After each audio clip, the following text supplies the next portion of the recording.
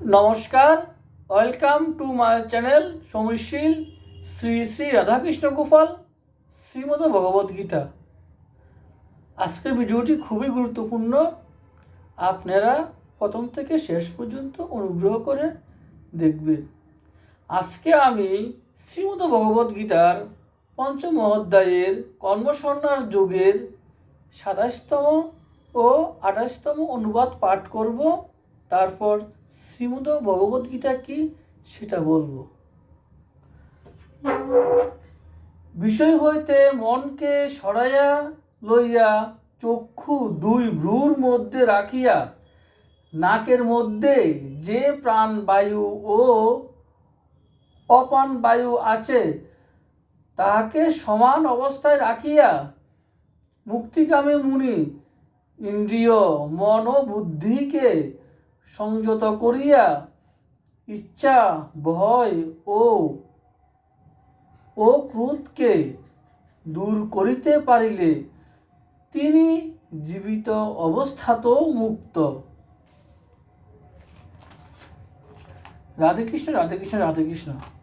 এখন শ্রীমদ ভগবদ্গীতা কি সেটা আমি পাঠ করছি।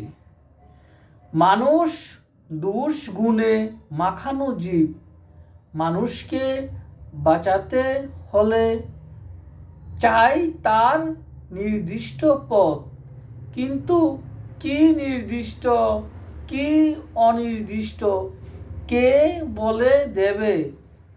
তাই স্বর্গ হতে এলেন শ্রী ভগবান, মানুষের রূপ ধরে মানুষকে দিলেন তার উপদেশ, শেখালেন তারে তার পথ। তাই তারই বাণীকে বলি শ্রীমদ ভগবদ্গীতা। রাধে কৃষ্ণ রাধে কৃষ্ণ রাধে কৃষ্ণ। শ্রী শ্রী শ্রীমদ ভগবদ্গীতা কি জয়, শ্রী শ্রী রাধাকৃষ্ণ গোপাল শ্রীমদ ভগবদ্গীতা কি জয়। রাধে কৃষ্ণ রাধে কৃষ্ণ। আমার এই ভিডিওটা সারা বিশ্বে ছড়িয়ে দিবেন।